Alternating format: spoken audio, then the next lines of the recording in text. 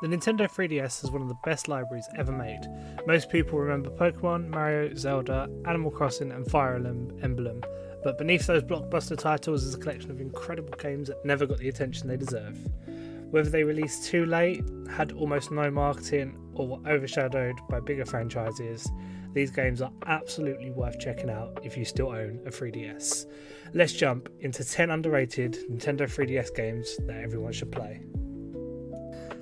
Number 10, The Legend of Legacy. Now, at first glance it looks like a pretty standard JRPG, but it's actually much more focused on exploration than it is story. Instead of following a linear path, you're encouraged to discover the world on your own by mapping out new areas and building your party. You're also left to kind of discover different treasures and stuff along the way and then sell those treasures to make more money to fund your next endeavours. The watercolour art style still looks fantastic till this day, and the soundtrack was composed by Masashi Hamauzu, known for his work on the Final Fantasy series. I may have butchered that name completely. It's definitely not for everyone, because it can be quite challenging at times, and it doesn't really explain a lot when you're going into it. But if you enjoy classic RPGs, and you enjoy some of the Final Fantasy series as well, it's definitely worth your time. It's very similar to the Final Fantasy 3D remakes that they made for like the mobiles and stuff like that. So if you enjoy your classic RPGs, I'd definitely give this one a go. Now, coming in at number 9, we have Gurumin 3D Monstrous Adventure. Now, this is a charming action RPG where you play as a young girl exploring a hidden world filled with friendly monsters. The combat revolves around a giant drill and oversized weapons, making every fight fast and satisfying. It has a fun Saturday morning cartoon feel to it, and it makes it so easy to just pick up and play.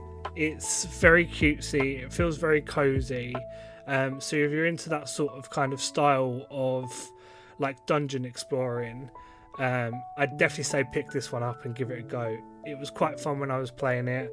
There was a cool little mechanic as well where you could jump and do like a Neo wall run across the side. It was almost like Prince of Persia almost with the wall run. It was quite clever, and it was really fun to be fighting like the monsters with this like big drill stick that you had. So yeah, if you enjoy that sort of cozy RPG dungeon crawling sort of game, I'd definitely go into Gurumin 3D. Next up, we have Weapon Shop D Omasse. Again, I may be butchering that name, but this is probably one of the strangest games on this list. Instead of being the big hero, main protagonist of the game, you're actually a blacksmith who forges weapons for adventurers before they head into battle. You make the weapons, the heroes rent the weapons from you, and you follow their like journey, because you have this sort of powder that tracks the weapon and how they're doing on their quest, and then you make the money off of how long they've rented it for. But the most interesting thing to come out of this game is it's actually a rhythm game. So as you're forging the weapon, you have to hit the block of gold in a certain way, and you can't hit the same areas more than once, because you get like a little X pop up, and you'll basically mess it up, and you won't get that like correct hit. So you have to follow the timing exactly as it comes up on the screen. It's like it has the music going along with it, and you did the little taps, and it's a rhythm based game as well. It's just so bizarre. It really is such a strange one. As I said, while the rest of the experience is watching heroes succeed or completely fail with the weapons you've made, it's funny, it's unique, and it really is unlike anything I've seen on the 3DS. If you're into your rhythm-based games, this is one you need to check out. It is a must-have for anyone who likes that sort of Parappa the Rapper sort of game where you have to click the buttons in a certain way. You have to do this with the stylus on the touchscreen. It's definitely worth checking out if you're into your rhythm games. Now, next up, we have Azure Striker Gunvolt. If you're a Mega Man fan, you owe it to yourself to try Azure Striker Gunvolt. It's developed by Inti Creates. It features incredibly fast-paced action, stylish boss fights, and excellent level design. The gameplay rewards speed and precision, making it feel very satisfying once everything kind of clicks. It's one of the best action games on the system, surprisingly few people talk about today. It's almost a cross. When I was playing it, it was almost like it was a cross between a Metroidvania and like a Mega Man sort of game. It was quite cool. It almost gave you that retro, like nostalgic retro feeling when you're playing it. It was quite a fun game. There was cool little mechanics, like you had this little lightning aura bubble you could put around yourself to hit the enemies without having to go right up to them. Then you had your main weapon, your Gunvolt, and you were just shooting the bolts at people. And then you had the boss fights at the end of the level, which were quite cool. So yeah, if you're into your sort of side scrollers and you like the Metroidvania and Mega Man style type games, definitely worth checking out. Yeah, it was just great fun. Now, moving on to our next one. At number 6 we have Crimson Shroud. Crimson Shroud is one of the most unique RPGs ever released on the 3DS. Now, it's inspired by tabletop role-playing games like your Dungeons and Dragons and stuff like that. Every attack is determined by dice rolls, giving battles a completely different feel from the traditional JRPGs that you'd normally play. It has a darker atmosphere than most Nintendo games normally do, making it stand out immediately. It was just bizarre. Like even the storytelling, it was like a goblin pops up and decides to attack you. What are you going to do next? And you had to roll the dice to decide what you were going to do. So it was really like Dungeons and Dragons inspired, and I think it was quite clever.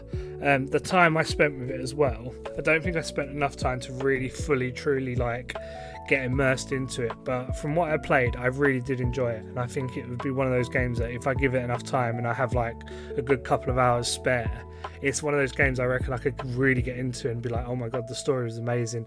Like its storytelling was brilliant of what I've actually played of it. So if you're looking for something different, something more tabletop JRPG inspired, definitely give Crimson Shroud a go. You won't be disappointed. Now, next up in number 5 is Attack of the Friday Monsters. Now, halfway through the list here, this is probably one of the most relaxing games on this list. Attack of the Friday Monsters tells the story of a young boy in 1970s Japan, where giant monsters exist mostly through children's imaginations. It's less about the action and more about the exploration and collecting cards and experiencing a nostalgic coming-of-age story.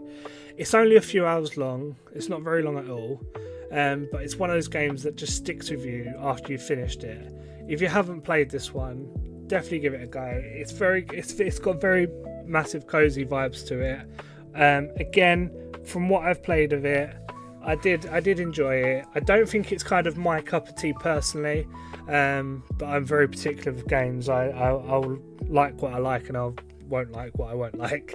But this is, if you're into your like visual novel type games and you're like short and sweet cozy games, this is definitely one of those sort of things. You do get to like explore the town and stuff, but it's kind of everything's laid out on the mini map where you've got to go on the bottom screen, and you just kind of take it at your own pace. So you can finish it in 15 minutes, like you can well, not 15 minutes, but you can finish it quite quickly, or you can take your time exploring absolutely everything.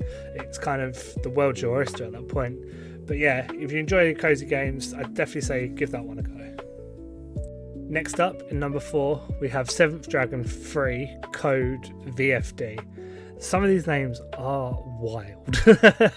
This JRPG deserved far more attention than it received. It features a deep class system, excellent turn-based combat, and plenty of customization when building your party. The pacing is much faster than many RPGs from the same era, making it easier to get into without spending hours grinding. This one was quite a different one to some of the games I've played on this list. So you did just dive straight into it. The class system was amazing. You could pick several characters, build a party. They all had different skills and abilities that you could manage. And it was a really fun game to play, of what I played of it again. And it's one of those ones I could see myself sinking a lot of hours into, because it was, as soon as you go in with your party, it's a very dungeon dungeon crawler type game, and then you've got the turn-based RPG aspect of it as well when you go into battles. And the battling system is really nice, very intuitive. It looked nice as well. It didn't look too cluttered. It was a good game. I did enjoy it. So if you're looking for a hidden JRPG on the 3DS, this should be near the top of the list for you. Next up, in number 3, we have Stella Glow. One of the biggest hidden gems probably on the entire system is Stella Glow. Stella Glow is a tactical RPG featuring challenging battles, memorable characters and fantastic music. Many players skipped it because Fire Emblem sort of dominated the strategy RPG scene on the 3DS, but Stella Glow absolutely deserves its own spotlight. If you enjoy games like Final Fantasy Tactics and Fire Emblem, this game will be right up your street. It was for me playing it, I'm a huge Final Fantasy Tactics fan, so when I was playing it, it was just reminding me so much of Final Fantasy Tactics, which must tell me that this game is good. The story was great. It didn't feel like it was long-winding anything out. It was very to the point. The cutscenes were amazing. And then you just got straight into battle. It showed you how to use the mechanics. It wouldn't mess around. But it takes what Fire Emblem does as well, where when you attack the monster, it will go into an action scene of your character attacking the monster, whereas Final Fantasy Tactics will just have your character on the top-down screen, just kind of hitting the monster. So that was quite good because it immersed you even more into the fights, and you could see what each monster drops as well on the bottom screen. And there was a lot of useful information again on the bottom screen as well. So if you haven't played Stella Glow, definitely worth checking out. If tactical games are your thing, definitely don't overlook this one. And we are almost coming to the end of this video, so I just want to drop in. If you haven't subscribed to the channel yet, what are you doing? I make great content like this, and if this is what you like, consider pressing the subscribe button. It's free. Click the notification bell so you never miss a single video I upload. And yeah, let's get straight back into the list. At number 2, this is probably another really strange game. This is Pocket Card Jockey. This game should not work. It's solitaire mixed with horse racing, and it's made by Game Freak. This is probably one of the most addictive games I've probably played on the 3DS. It was such a strange concept. When I looked up this game, I was like, I am not going to enjoy something like this. And boy, was I proven wrong. It is, you play solitaire on the bottom screen whilst your character on the top screen horse races, and you basically match up. So if you've got an A and there's a 2 there, you put the 2 on the A, and then you could go back to an A again, but then you need to make sure you have another 2, and you can play it like that. It's like that with the solitaire. It's winning games in solitaire boosts your horse performance during races, treating the gameplay loop that's surprisingly difficult to put down. It's just a strange concept, but it was so good, and may I say, the story is so funny as well. It starts off with a jockey. He wants to do the derby race. He goes in to do the derby race, gets kicked off the horse and dies, and then he gets greeted by an angel who brings him back to life so he can go and do that derby race. And then that's where the story starts for you, and that's where you start playing the game. It is a strange one. If you enjoy your card games, if you enjoy stuff, I would say if you enjoy stuff like Balatro as well, or any of that sort of stuff, if you enjoy solitaire, you enjoy card games, or even if you just enjoy quick, easy pick up and play games, this one is definitely not one to be sleeping on. So don't let the premise fool you. This game is genuinely fantastic. Now, next up on our list, this is the number 1 spot, is Oasis. Now, released in 2017, it arrived just as everyone was paying attention to Nintendo Switch, which meant a lot of players completely missed this absolute underrated gem. It's an action RPG mixed with town management, so if you've played games like Dark Cloud, it's kind of similar to that, where every new resident unlocks new shops, abilities and opportunities for exploration. The combat is smooth, the world is beautiful, and progression constantly rewards you with something new. It's polished, charming, and easily one of Nintendo's most underrated first-party games. when I played it, I thoroughly was enjoying myself. I didn't actually want to put that one down. I felt like it kept adding stuff that made me want to keep playing, and it looked great as it did it as well.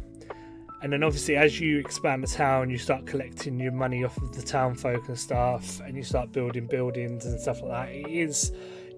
That's kind of like the big premise, is the town building aspect of it. So if you do like games like Dark Cloud and stuff, this will be right up your street.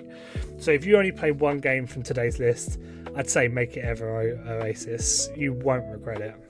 And so with that, those were the 10 underrated Nintendo 3DS games that deserve far more attention than they received. Did your favourite hidden gem make the list, or is there another underrated 3DS game everyone needs to know about? Let me know in the comments and I might make another video. And if you enjoyed this video, leave a like, subscribe for more retro gaming content, and I'll see you all in the next one.